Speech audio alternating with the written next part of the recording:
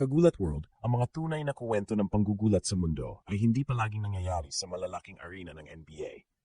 Minsan, ang pinakamalalalim na pagyanig ay nag-uumpisa sa katahimikan, sa mga rejection, sa mga hindi kakasali, sa mga di ka pa handa. At kung may isang Pinoy baller ngayon na tahimik pero nagngangalit sa loob, yan ay si Kevin Quiambao.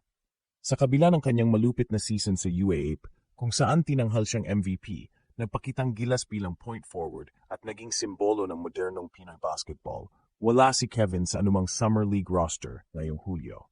O Kagulat World, wala.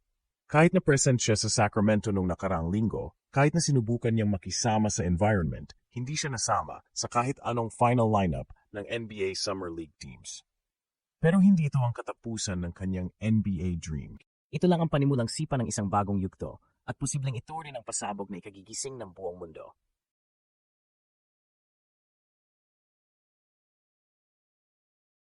Dahil habang ang ibang prospect ay tatambay sa Las Vegas para magpakitang gilas sa mga scouts, si KQ ay babalik sa Gilas Pilipinas at kung saan siya unang pinanday, doon siya uukit ng panibagong marka. Bakit importanteng balita ito? Dahil ngayon pa lang, nakalatag na ang narrative, snubbed by the NBA, embraced by the nation. Ang batang ito ay hindi lang scorer, hindi lang flashy passer, hindi lang high IQ player, isa siyang halimaw sa sistema. At kapag nilagay mo ang isang Kevin Quiambao sa ilalim ng triangle offense ni Coach Tim Cone, kasama sina AJ Edu, Dwight Ramos at Renz Abando, Kagulat World, hindi lang Asia ang magigising. Baka pati scouts sa States sayang tayo diyan.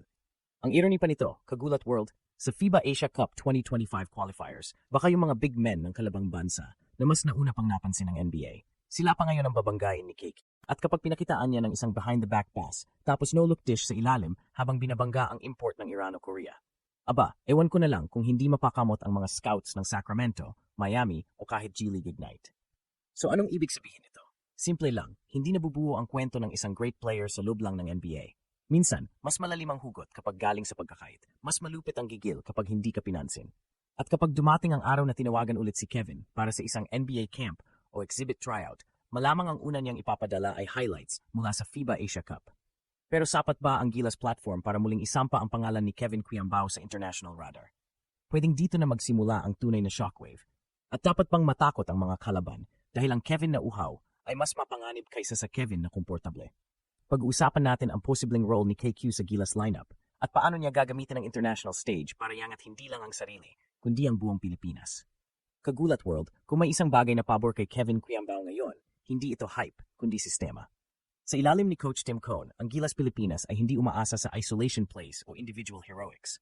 Ito ay isang galawan ng konektado, mabilis at mataas ang basketball IQ.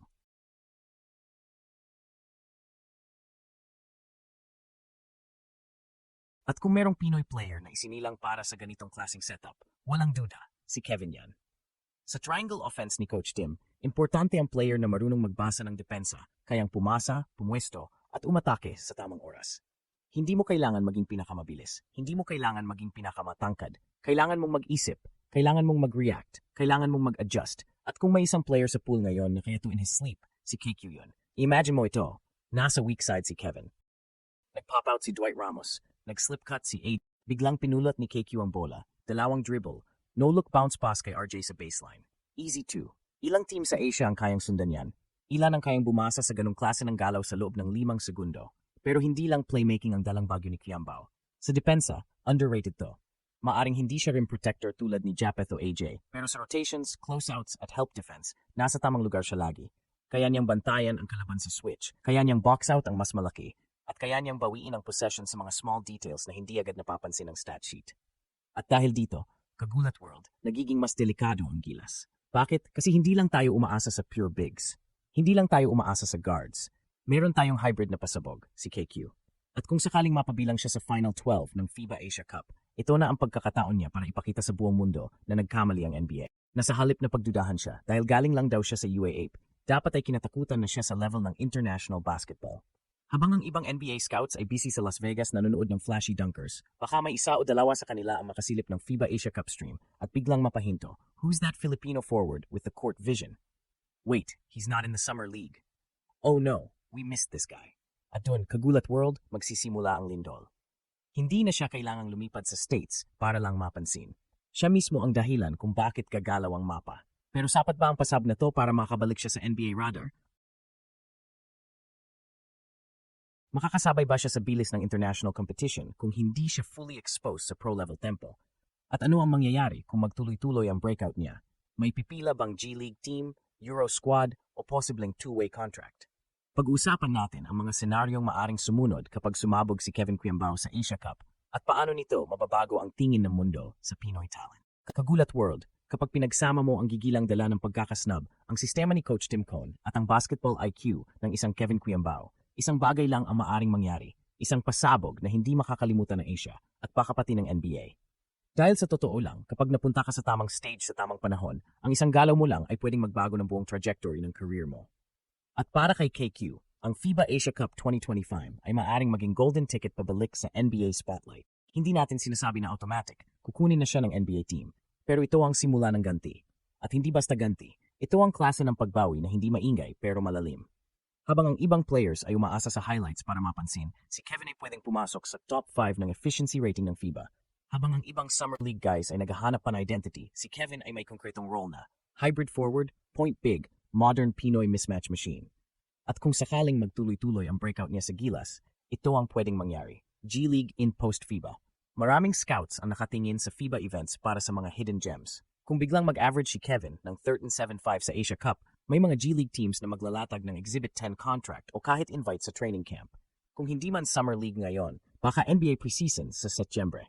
Europe or Japan offers. Teams in France, Germany, Spain, and SB League are constantly searching for skilled forwards who can shoot, pass, and think on the court. At walang mas kumpleto sa profile na yan kaysa kay Quiambao. Maaring hindi siya makuha agad ng NBA, pero ang Europa ang naging tulay ni Jokic, Doncic, at marami pang iba.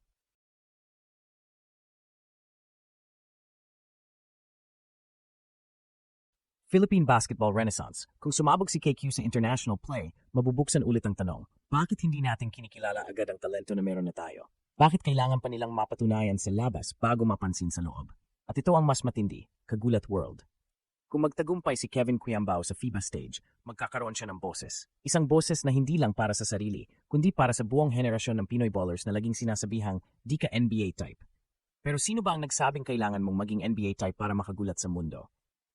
Sino ba ang nagsabing kung hindi ka 6'8 at elite vertical, wala ka ng sansa? Kevin Quiambao is not just a player, he's a statement. At kung tama ang pagkakahasa ng narrative, baka ang pagkakasnub niya sa Summer League ang pinakamagandang bagay na nangyari sa career niya. Dahil minsan, hindi mo kailangang sumama sa parada para mapansin. Minsan, kailangan mo lang lumikha ng lindol mula sa sarili mong court. At yan ang ginagawa ni Kevin ngayon, tahimik, pero yayanig sa Asia. Kagulat World, ang tanong na lang ngayon, makakaganti ba si KQ? Hindi lang para sa sarili, kundi para sa lahat ng Pinoy na minsang binasura, pero di kailanman nawala ng laban. Abangan mo, dahil kung tama ang lahat ng senyales, hindi lang Asia ang yayanig, baka buong mundo.